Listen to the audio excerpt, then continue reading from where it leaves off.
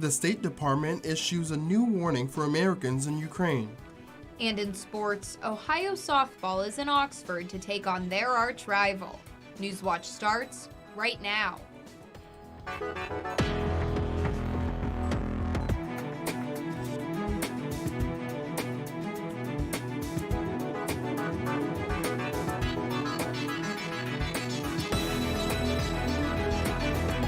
Good evening, I'm Andre Norrells. And I'm Sarah Donaldson. Welcome to Newswatch, your source for news impacting southeastern Ohio. The newest set of legislative maps are facing challenges from voter advocacy groups. The groups say the Senate and House maps are nearly identical to the previous third set, which the Supreme Court already deemed unconstitutional. The 4 Republicans in the Ohio Redistricting Commission made some tweaks to the third set and approved them earlier this week. This scraps outside map makers who were hired for $100,000. Ohio House Speaker Bob Cupp says the map makers weren't able to produce a recommended set of maps by the deadline. The groups want the Ohio Supreme Court to order new maps and hold the members who voted for the 4th set in contempt. And if you're planning to vote in the Ohio primary election on May 3rd, make sure to register before the deadline this Monday. Even with the unsettled maps, registered voters will be able to early vote in person starting Tuesday or wait to vote at their precinct on Election Day. Voters may also request a mail-in absentee ballot by April 30th. 2 election-related bills are moving forward this week in Kentucky as they head off to Governor Andy Beshear's desk. Secretary of State Michael Adams says the measures will make voting easier and the transition to universal paper ballots quicker. Adams, a Republican, is urging the Democratic governor to sign the latest measures. The bills address election-related issues such as election security and voting access, and they've garnered bipartisan support. Now over to Henry with weather.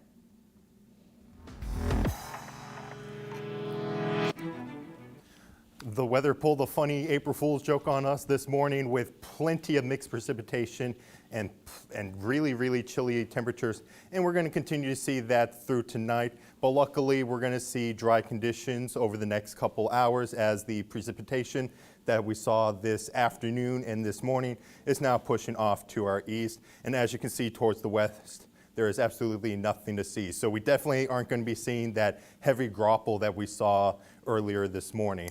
But because we're going to be seeing dry conditions tonight, we're going to be dropping down to around 26 degrees tonight with light winds and mostly partly cloudy skies and mostly clear skies. And we're going to be seeing our sunrise tomorrow at around 7:09. But later in my full forecast, we're going to be looking at another chance of rain heading into next week after a dry weekend. But for now, back to Andre. Thanks, Henry. A new ordinance which is making its way through City Council may affect your wallet. Newswatch reporter Lexi Lepov has more on what this means for you. You may soon see a change in how much you pay for garbage pickup. Athens City Council member Alan Swank has proposed a plan that he calls an effort to equalize what people pay for their trash. But in the end, it's a matter of equity. Put out a can of trash, pay for a can of trash. It's as simple as that. As the code stands now, renters pay nearly $100 more than homeowners on pickup per year. I started asking around for some justification or explanation as to why, and no one, not one person that I talked to, could give me an explanation as to why there was that difference. The proposal would change single container trash rates to $15.43 per month and $22.25 per month for 2 cans, regardless on if you rent or own. These rates are 20 cents higher than what's in place now, and for every 100 residents that switch to a single can rate, it will raise another 20 cents to prevent revenue loss. My focus is simply on equity. You put it out, you pay for it. And the more you put out, the more you're going to pay, regardless of your resident status. Although the rates are changing, residents still have to pay an extra $5.25 for every extra bag that they leave out on the curb. Swank says he doesn't think many residents will switch to a single can because all of their trash won't fit. It will cost them less to pay for 2 cans than one with extra bags. The proposal will face its second reading next Monday. For Newswatch, I'm Lexi Lepov in Athens. Councilmember Swank hopes to make more changes on trash pickup in the next garbage contract, which will start in July 2023. An Ohio police officer pleads to never work as a law enforcement officer in the state again. Former Nelsonville officer Cecil Morrison agreed to this deal to avoid jail time. He was charged with negligent homicide after he shot and killed city resident Michael Whitmer while he was in his car. Whitmer's child was in the back seat during the incident but wasn't harmed. However, another officer was shot by a bullet which rebounded. Morrison has been ordered to permanently surrender his Ohio Peace Training Officer certificate. And a federal court in Huntington, West Virginia, ordered a former employee of a nonprofit group to pay restitution for millions of dollars worth of federal funds. 69-year-old Ruth Marie Phillips of Chesapeake, Ohio, admitted in September that she stole more than $4.7 million from a child development service over a 7-year span. Phillips was sentenced to 7 years in prison for the offense and had previously agreed to forfeit hundreds of thousands of dollars from the sales of homes, airplanes, and several vehicles. Unemployment drops in the U.S. as the country emerges from the pandemic. And the State Department is telling Americans in Ukraine to leave the country. These stories and more when Newswatch returns. The American identity begins when Benjamin Franklin knit the American colonies together. Franklin is endlessly interesting. Printer, scientist, revolutionary. He is the only founding father who evidently had a sense of humor. His vision is broader than the American Revolution. The things that he spoke of, that he wrote about, had a certain amount of power. He really was an American genius. Benjamin Franklin starts Monday, April 4th on PBS and the PBS app. Thanks to viewers like you, we've been able to tell America's stories on this PBS station. Help us continue to tell these stories now and for future generations by including this station in your charitable plans. Supporting this PBS station through a charitable gift annuity is easy. To find out more, call the number on your screen or visit this website. Thank you. On Expedition. I'm in Mexico with a crack team of cave divers on an expedition where no one has been before. Check that out! What could possibly go wrong? Everything could go wrong. Zero visibility, and it's really tight! No way. It's like a river flowing underneath the water! My brain is popping. It's so much more than we expected. This is what adventure is all about! Wednesday at 10 on WOUB. I was convinced it had to be Alzheimer's. A devastating illness. This was the beginning of the end. The quest to find the cure. This is one of the most important studies being done worldwide. How are you going to take care of her? There may be an avenue of slowing down this disease or, in fact, preventing it entirely. To think of all we've learned, this is quantum leaps. Determined, fighting Alzheimer's on Nova. Wednesday at 9 on WOUB.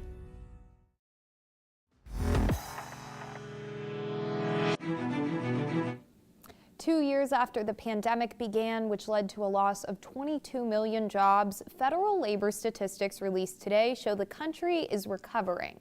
Hundreds of thousands of jobs were added in March, wages increased, and more Americans are returning to the office. Gloria Pazmino breaks down the numbers.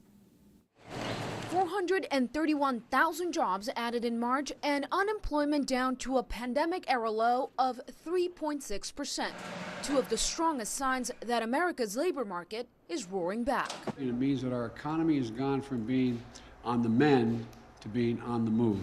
The Bureau of Labor Statistics released its report Friday showing a strong first quarter for the labor market. There was an average monthly gain of more than 500,000 jobs, making March the 15th straight month of strong job gains. A steady increase in consumer demand combined with a return to normalcy as coronavirus cases decline and restrictions are lifted helped fuel the job growth. Leisure and hospitality industries, as well as retail and manufacturing, all saw some of the biggest gains. And that's good news for millions of families who have a little more breathing room and the dignity that comes from earning a paycheck. The number of people working remotely also declined. And in good news for workers, wages increased by 5.6% over the past year. But despite the sunny outlook, there is cause for concern. The concern is that with the invasion to Ukraine, how it's going to impact the global supply chain. Recovery numbers are also a sign of post-pandemic era inflation, triggered in part by international events. While your paycheck may be increasing, everything else is getting more expensive. I'm Gloria Pazmino reporting. The current unemployment rate in Ohio is 4.2%. Officials are hopeful the rate will decrease when the state's March numbers are released. New vehicles sold in the U.S. will have to travel an average of at least 40 miles per gallon of gasoline in 2026 under new rules unveiled by the government.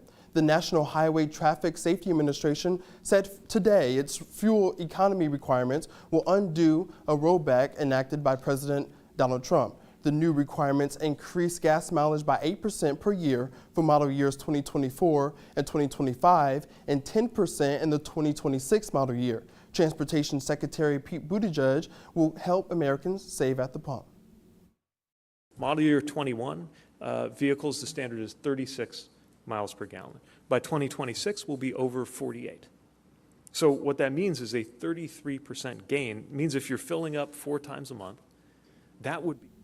The State Department is resending a warning to Americans in Ukraine and Russia after seeing reports of U.S. citizens being singled out and detained by the Russian military in Ukraine. Jen Sullivan has the latest. Flames erupt from a bombed-out crater in Kharkiv, Ukraine. Shells of buildings crackle under the intense heat of an inferno sparked by heavy Russian shelling. Russian forces are relentlessly unleashing a lethal assault on Ukrainian cities despite repositioning a small number of their forces. I think that they will try to surround the Ukrainian forces quite soon in the Donbas region in particular, and then having captured 1/3 of the land of Ukraine, they will want to probably negotiate from this very, very strong position. The State Department is resounding the alarm, warning any Americans in Ukraine and Russia to get out immediately after seeing reports of U.S. citizens being detained. We are warning U.S. citizens that the Russian government security officials in both Russia and in Ukraine may be singling out U.S. citizens based on their nationality. Now, President Biden says there are signs that Russian President Vladimir Putin has closed himself off from his advisors and is punishing them for misinforming him about how poorly Russian forces are performing in Ukraine. He seems to be self-isolated. Various Russian officials have been sidelined, are estranged, have been essentially put on ice, or, as the president alluded to, have even been placed under house arrest. I'm Jen Sullivan reporting. And here in Ohio, Mike DeWine went to Dayton today and met Ukrainian refugees. DeWine welcomes the refugees and says Ohioans are, quote, very welcoming people.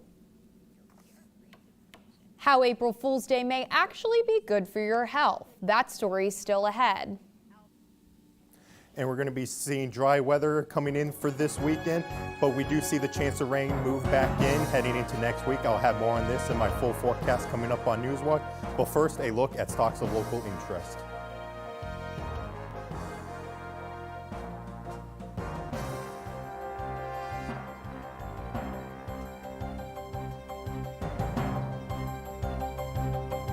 I was convinced it had to be Alzheimer's. A devastating illness. This was the beginning of the end. The quest to find the cure. This is one of the most important studies being done worldwide. How are you going to take care of her? There may be an avenue of slowing down this disease or, in fact, preventing it entirely.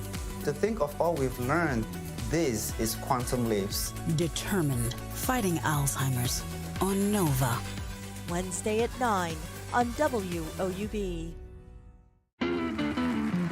Celebrate the best of Americana from the Ryman Auditorium in Nashville, Tennessee, with Brandi Carlile, Charlie Crockett, Joe Henry, and Aoife O'Donovan, the Highwomen, Jason Isbell, Sarah Jarose, Valerie June, Amethyst Kia, the Mavericks, Allison Russell, and many more. ACL presents the 20th Annual Americana Honors. Saturday at 10 on WOUB. The American identity begins when Benjamin Franklin knit the American colonies together. Franklin is endlessly interesting. Printer, scientist, revolutionary. He is the only founding father who evidently had a sense of humor. His vision is broader than the American Revolution. The things that he spoke of, that he wrote about, had a certain amount of power. He really was an American genius. Benjamin Franklin starts Monday, April 4th on PBS and the PBS app. On Expedition. I'm in Mexico with a crack team of cave divers on an expedition where no one has been before. Check that out. What could possibly go wrong? Everything could go wrong. Zero visibility, and it's really tight. No way. It's like a river flowing underneath the water. My brain is popping. There's so much more than we expected. This is what adventure is all about. Wednesday at 10 on WOUB.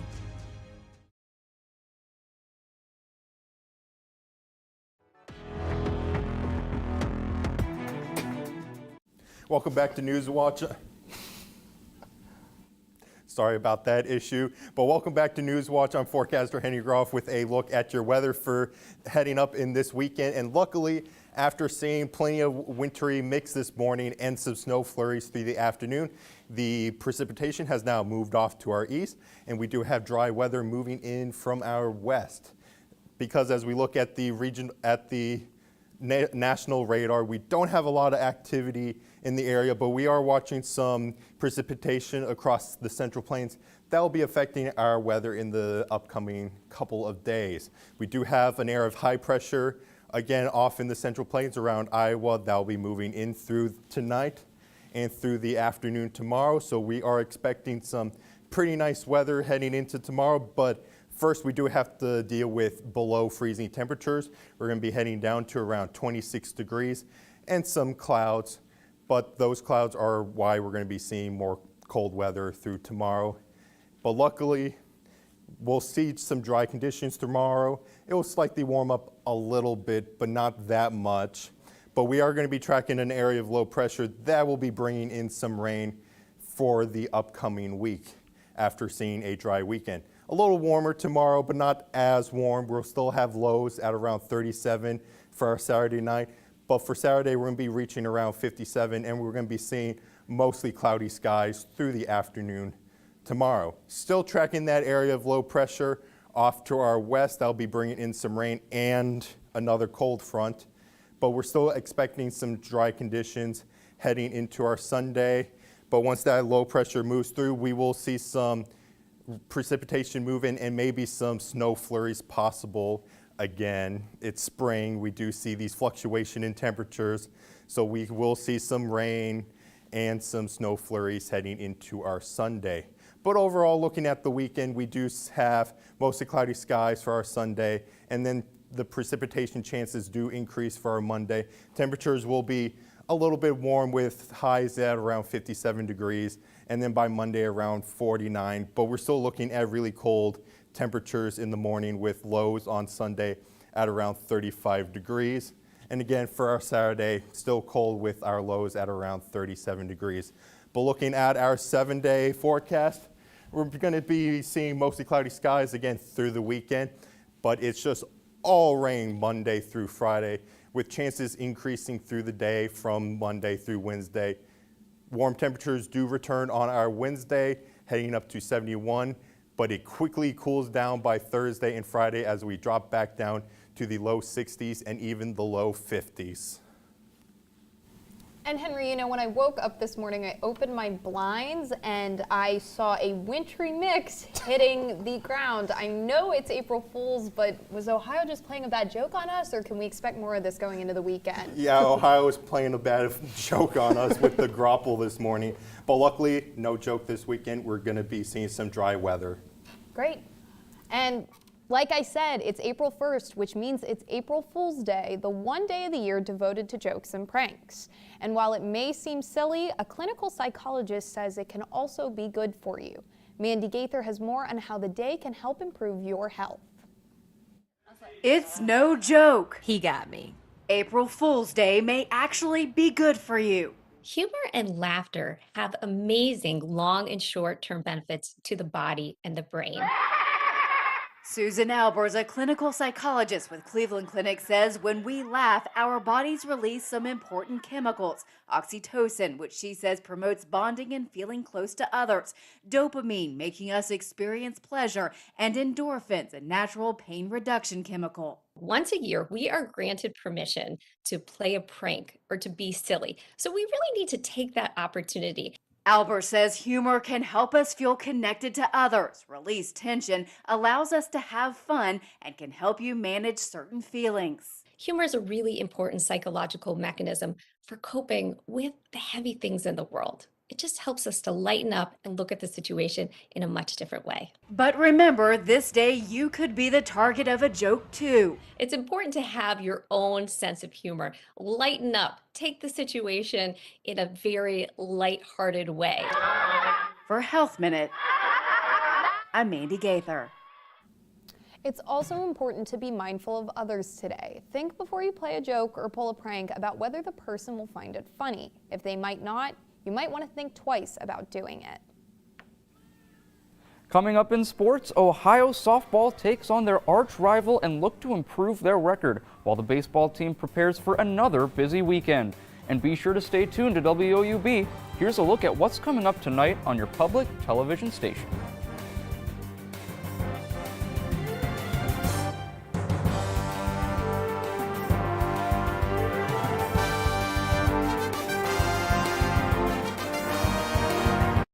Expedition. I'm in Mexico with a crack team of cave divers on an expedition where no one has been before. Check that out. What could possibly go wrong? Everything could go wrong. Zero visibility, and it's really tight. No way. It's like a river flowing underneath the water. My brain is popping. It's so much more than we expected. This is what adventure is all about. Wednesday at 10 on WOUB. Music photography is like the music itself. It's part of our cultural heritage. What I do is a form of music. It's just music for the eyes. Best job in the world. I'm a rock fan. I want to see that picture and I want to feel it. Cover of Rolling Stone meant you were something. It's about music, artistry, and energy. It's more than just a photograph. It's a work of art. Saturday at 9 on WOUB. The American identity begins when Benjamin Franklin knit the American colonies together. Franklin is endlessly interesting. Printer, scientist, revolutionary. He is the only founding father who evidently had a sense of humor. His vision is broader than the American Revolution. The things that he spoke of, that he wrote about, had a certain amount of power. He really was an American genius. Benjamin Franklin starts Monday, April 4th on PBS and the PBS app. Celebrate the best of Americana from the Ryman Auditorium in Nashville, Tennessee, with Brandi Carlile, Charlie Crockett, Joe Henry, and Aoife O'Donovan, the Highwomen, Jason Isbell, Sarah Jarosz, Valerie June, Amethyst Kia, the Mavericks, Allison Russell, and many more. ACL presents the 20th Annual Americana Honors. Saturday at 10 on WOUB.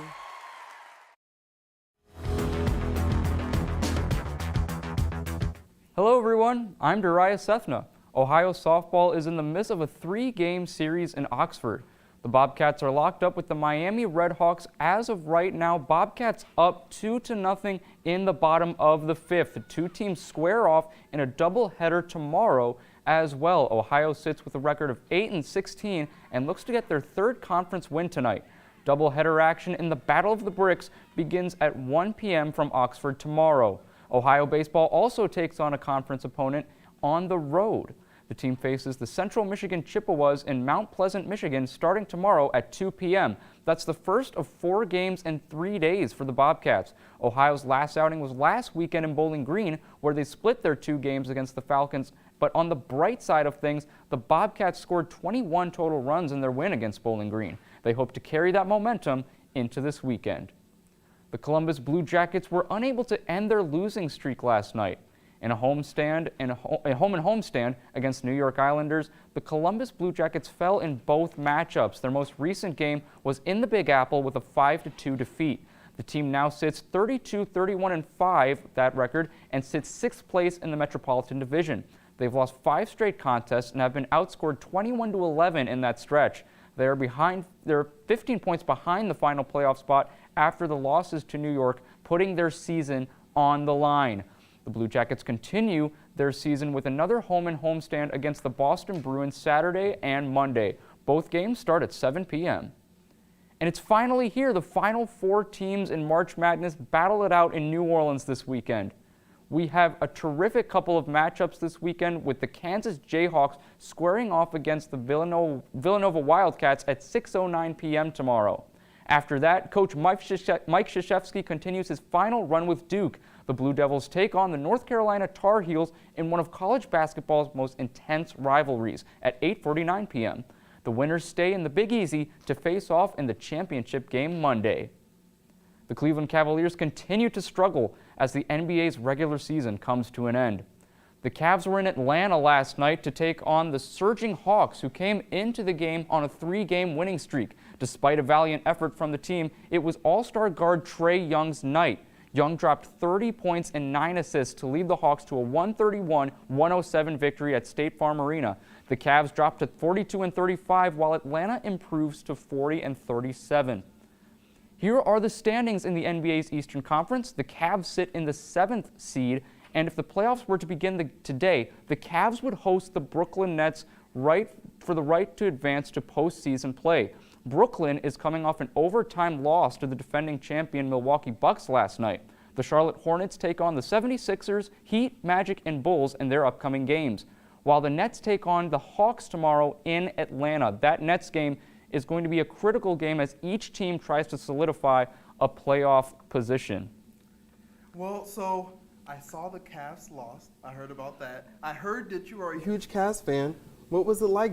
So I'm guessing you lost the March Madness chart, I'm guessing? I mean, Andre, I'm still recovering. I was teary-eyed all last night watching that Cavs game. It was an awful experience, but they got a huge weekend of 2 games this weekend, so excited to see how they bounce back. Well, after the show, we got to get them some tissues. All right, thanks, Darius. The oldest active ranger in the National Park Service retired Thursday at the age of 100. Betty Reed Soskin was instrumental in bringing the Rosie the Riveter National Historic Park to Richmond, California. The National Park pays tribute to the efforts of American civilians on the home front during World War II. Beyond being a legend within the National Park Service, Soskin has also been a lifelong activist for social justice. Her fight for equal rights got special recognition when she was embraced by America's first African-American president, Barack Obama. While her last day on the job was Thursday, the park she helped create will throw a retirement party for her on April 16th. Taking a final look at the weather, we're going to be dropping down to around 26 tonight, but it's going to be dry. So if you're planning on heading out, make sure to still bring that winter coat, even though it's spring. But the good news is that looking at tomorrow, we'll be getting up to around 57. Not as warm, but still better than what we saw today. And we're going to be seeing a low down to around 37. Throughout the weekend, we're going to be staying mostly cloudy with temperatures through the mid to upper 50s. And then we'll start warming up through Wednesday with a chance of rain every single day for next week. Well, I'm going to be mad at you if a hail piece falls in my ear again. That happened to me a couple days ago. And that does it for our broadcast this evening. Thanks for watching. I'm Andre Norrells. And I'm Sarah Donaldson. Stay tuned for the PBS NewsHour coming up next. And remember, you can find the latest news anytime at woub.org. Have a great night and a happy April Fools.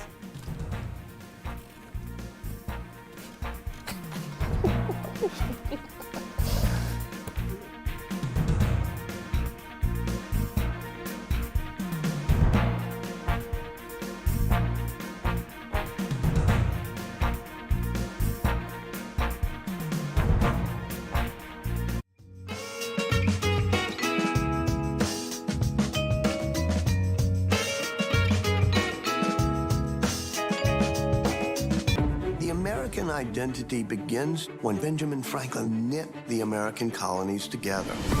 Franklin is endlessly interesting. Printer, scientist, revolutionary. He is the only founding father who evidently had a sense of humor. His vision is broader than the American Revolution. The things that he spoke of, that he wrote about, had a certain amount of power. He really was an American